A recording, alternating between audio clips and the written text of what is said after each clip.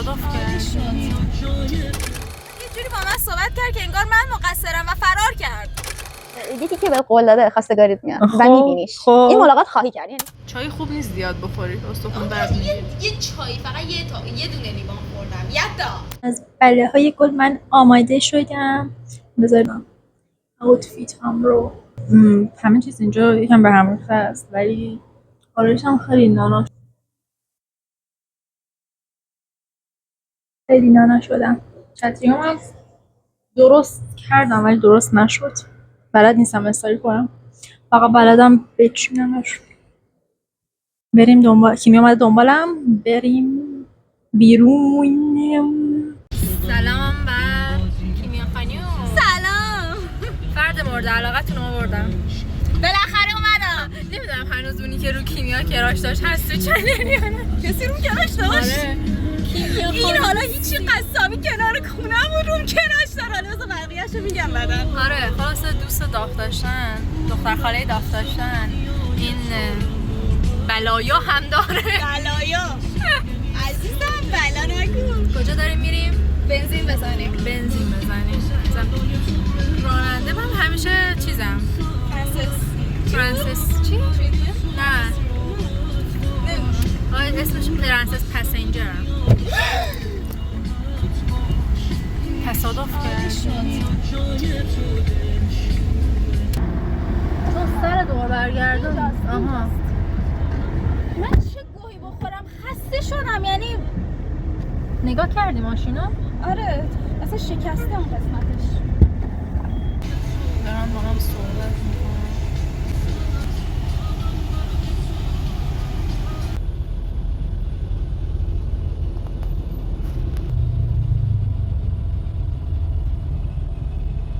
از یک تصادف دارم این فکر میکنم پول از کجا بیارم که بتونم حداقل نصف درست کردن ماشین رو بدم از خیتی. تقصیر تو نبود که مرتی که گاو بود. من خیلی کارم چیز میکنم. ببین دستکاری روانیم کرد. خودش مقصر بود از پشت بهم زد. بعد یه جوری با من صحبت کرد که انگار من مقصرم و فرار کرد. قشنگ مشخص بود فرار کرد چون میدونست مقصره. اصلا رفت جلوتر رفتید که من واسه دنده آره داشت میرفت بعد دنده عقب گرفت. اگر ما مقصر بودیم اصلا نمیگذشت از ماشینش، مطمئن باش. پیرمرد با اون سن و سال ما جای دخترش بودیم به جای اینکه مثلا حواسش به ما باشه. مردا به خدا این نشون دهنده از مردا گونه. ببین اینا گونه هستن. میخوایم بدونیم این عکسی که میذارن اونجا خب از ماشین میخوایم بدونیم این چقدر نزار. من نمیخوام که به کسی چیزی بگم ولی خب دارم از بقیه از فامیل ویدیو ما رو نمیبینه. الان همه فامیل دارن. چرا من میخوام استوری کنم بیا ببینم. بعد من میگه نزار بیا از این داد بزن الان. آره بپرسم ازش. طرف کارش هم تمام شده. ازش بپرسم مثلا نظرش چیه درست بشه چقدر. حالا یه مقدار مبلغ رو بتونم خودم بدم اینقدر پررو نباشم بزنم. مثلا یه تومنه ممنون دارم. ببخشید این قسمت هست ماشین الان تصادف کردن زدن به من این پشتش. به نظرتون درست بشه چقدر در میاد؟ آره. آها. خب تعویض نکنید. ببینیم اون جایی که چه همه ولاگی شد. حالا کاری ندارم. چه ولاگی شد. قوی شروع کردیم. وای الان بذاریم دیگه. الان دیگه نوبت آدمه. حالمون بهتره. آها این یا خدا این الان 5 امتیاز داره کنارش نیست. بعد دیگه بچه‌هاش و نوه‌هاش و همه اینا میریزن سر 5. آهنگ بذاریم. به نظرم به جای اینکه ما کسی رو بزنیم خودمون بریم زیر بنز این دیگه بگیریم و پول دیگه هم میتونیم ماشین رو درست کنیم. بنز ماشین میدونم کجا به کسایی که بنز دارن میان. این مثلا این ماشین رو نگاه کن هم اون نیست. نه این خیلی تمیزه. ما هر 207 مشکی که میبینیم پلاکش رو نگاه میکنیم ببینیم اول پلاکشون هست یا نه. سلام. من چی بگم؟ هیچی. چه حسی داری؟ حس عذاب وجدان دارم. روشن نمیشه. حس عذاب وجدان دارم که ماشین تو دست من اینجوری شد در حالی که طرف زده فرار کرده. ولی دارم به این فکر می‌کنم چجوری پول در بیارم. که بخوام حداقل نصفشو بدم، نصفش یا کلش، اگه شد که کلش. ان شاء الله خیر. به نظرم تا اول ماه صبر کن. تا اول ماه سیاوش میفهمه. البته در هر صورت که میفهمه، ولی خب بالاخره اینکه پرو بازی در نیارم، همه چیزو نندازم گردن خودش بگم بفرما من زدم. نه خب برو بهش بگو که مثلا خودم زدم، هزینه‌شو خودم میدم. خودی اون موقع میفهمه که یعنی فکر میکنه من واقعا مقصر بودم. نه خب بگو زدن به هم، ولی چون دست من بوده هزینه‌شو خودم میدم. خب آخه هزینه‌شو خود دست من باشه، اینو بخوام درست کنم، اون جلو رو باید درست کنم، این پایینش هم آها نه بگو این یکی رو فقط صرف. به نظر من کلا اصلا هزینه‌شو تقبل نکن. نه بالاخره پرو بازیه، میدونی؟ اشکال نداره از داداشته. وجدانش رو یه جوری این شکلی میخوام از رو دوش خودم بردارم.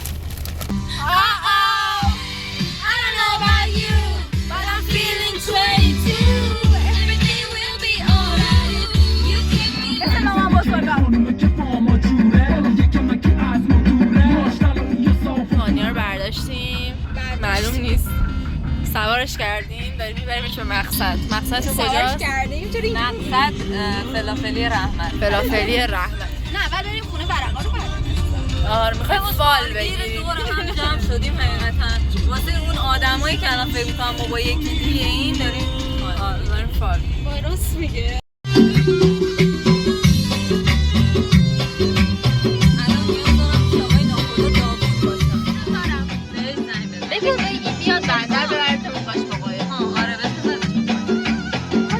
بچه‌ها این آهنگ توی عروسی 3 نفری با هم دیگه داریم. سلام، حال شما؟ اگم که ما هوندیم قش، بعد این که من واسه بپرسم که اتونی به ما ببری بندر. ما سبا سبا حدودا ساعت نه خیلی به من فرق نمیکنه. 3 نفری.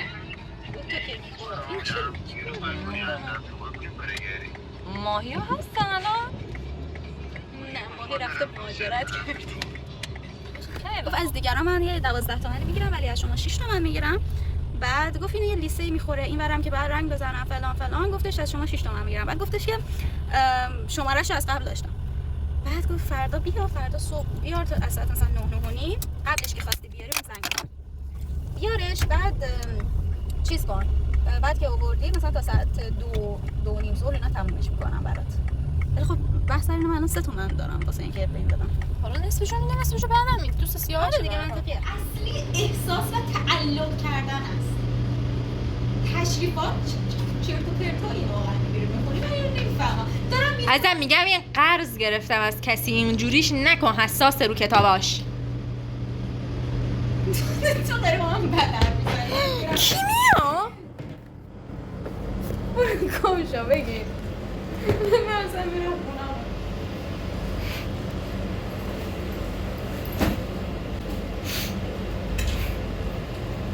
یه نازی بکش، یه نهی بیا.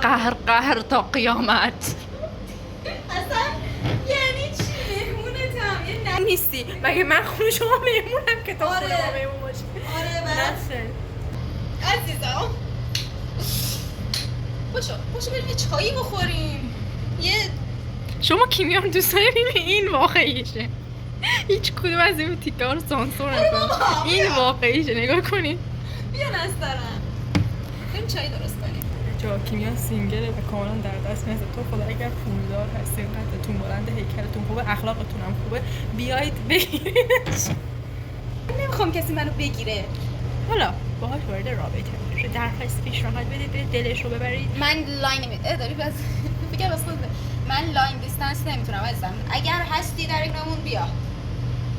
تعارف نداره. یه چایی فقط یه دونه لیوان خوردم. یه تا. چه که غور آزاده نیست. سوک نه غور فارسی خمالی هم بزن. نه یه دیگه غوره نه سوک گذشته. آه گنوغمت که لنگو خود جمع بکن. خیلی فارسی مینا بیار میزنی. همونو خودم که صحبت کنه که بلد. من که بلد هستم. حرف بزن. دلم کیک میخواد. دلم پنکیک یه چیز شیرین این شکلی میخوام. عزیزم میکروفون الان میخوایم ببینیم تا 1 ماه آینده نسترن چه اتفاقی قراره بیفته. این شکلیه که من 17 تا از اینا رو یکی یکی باید ردیف بکنم. خب واسه هر از این چیزا که در میاد، هر کدوم از این کارتایی که داره در میاد یه تعبیری داره پشتش. که بعد همه این 17 تا رو که در آوردم اون وقت دیگه حالا میگیم چی میشه. چه جالب. بعد داخل هر بود زندگی میشه از این فال استفاده کرد؟ نه فقط عشق عاشقیه؟ فقط چرا راجع به همین قسمت، یعنی تا بین 1 تا 3 ماه آینده چه اتفاقی قراره بیفته. میتونه قسمت مالی ماجرا باشه، میتونه قسمت بد ماجرا باشه. آیا مسیری داری تو زندگیت که مثلا قراره با خوشی یا ناراحتی طی بکنی؟ هر دیگه ولش کن ببین چی در میاد، چی کار به اینا داری. حالا میاد میزنه یکی قراره خواستگاری فکر نکنم. میبینید یا خواستگاری یا یکی بخواسته، حالا ممکنه.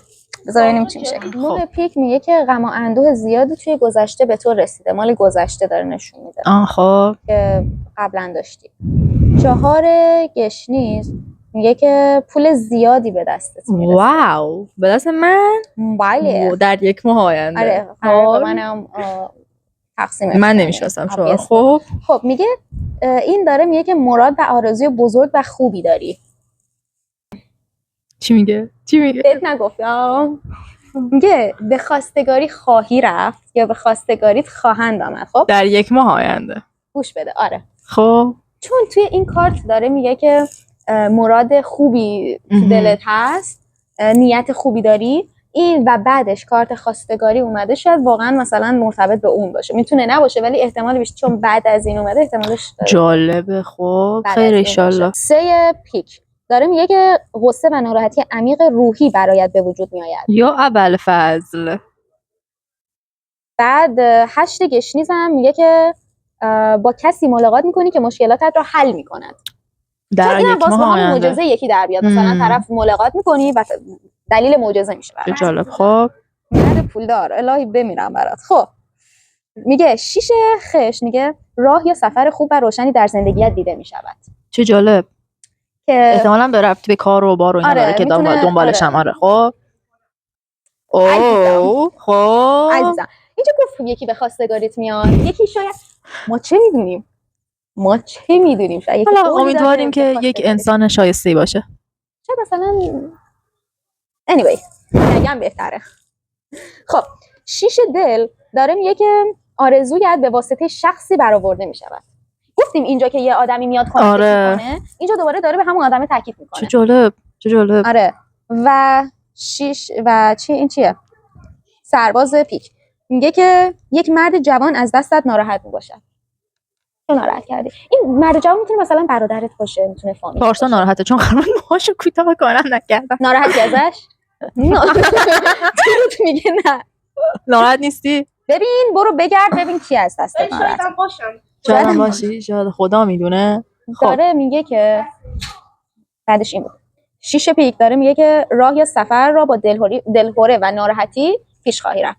یه جایی گفت 3 گفت یه چیز خیلی عمیقی، یه ناراحتی عمیقی به دلت میشینه. اینم میگه شاید مثلا در ادامه اون یه مسیری توی زندگیت هست. آره اونجا هم گفته بود آخه یه سفر خوبی در پیش خواهی داشت. میتونه موضوعات متفاوت باشه. یکی مثلا در رابطه کار باشه، یکی در رابطه مثلا دور از خانواده، مثلا شاید دانشگاه قرار حضوری بشه برام. این هم میشه با ناراحتی. میگه با دلهوره. میگه با دلهوره نه. خب 10 میگه به تو حسادت میکنند. همه چیز ممکنه. فامیل نزدیک شاید نیلوفر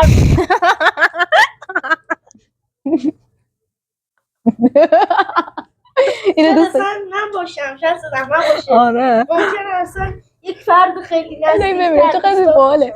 خب 10 خش داره میگه کسی که مدتی ندیدی رو ملاقات میکنی. به سلامتی. خیره عزیزم بذار یه اتفاق خوبی برات میفته. خب و یکی به خواستگاریت میاد.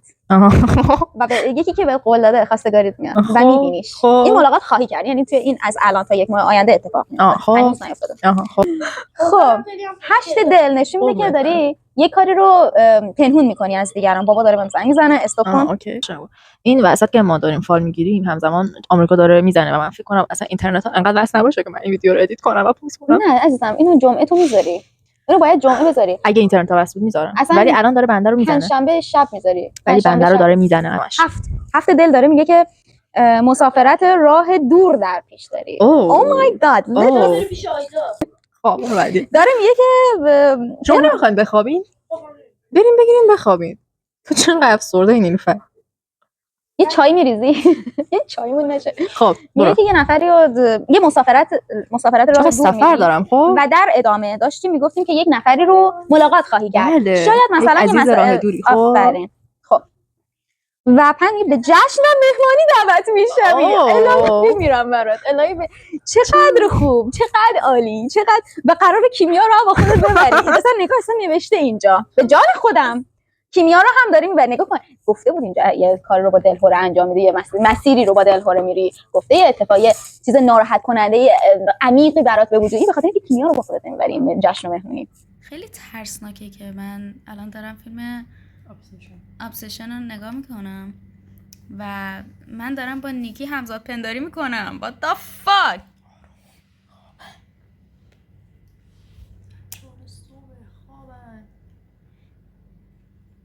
بعد اون وقت داریم میوه میخوریم که یکم نترسیم. چراغم خاموش بود، الان روشن کردیم نترسیم بیشتر از این. ولی اون وقت من تو فیلم ترسناک زیاد نگاه میکنی عادت داری. آخه ترسناک جنی هن، ترسناک اینجوری نیستن. این بدتره. من فیلم که میبینی بهتره. نه اتفاقا این بدتره، این واقعا انسانه. این چیز نگاه کن تو ماربون نگاه کن. ماربون هم این چیز تو همون واسه خیلی قشنگ. البته من این تمومش نکردم. anyway میگم ترسناک بود که من دارم همزاد پنداری میکنم. یعنی مگه سایکو میشدم این شکلی میشدم.